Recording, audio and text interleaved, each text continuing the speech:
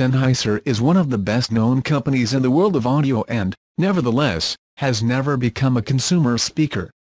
This year, it's supposed to change.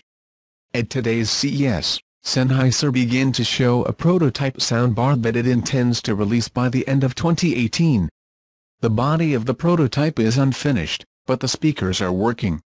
I could hear them inside a small, square room, while a Sennheiser representative switched between sounds of nature, musical performances and movie action sequences, including the snowstorm and the beginning of Fury Road.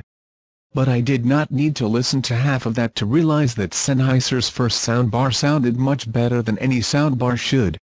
Sennheiser intends to commercialize the soundbar with its Ambeo brand, as it is designed to produce 360-degree audio. The soundbar has 13 drivers, 6 4-inch woofers, 5 tweeters and 2 high-performance speakers, and Sennheiser describes the system as a 5.1.4 virtual sound producer, with the last 4 representing virtually mounted speakers in each corner of the room. Unfortunately, the system also has to be thick enough to accommodate everything inside.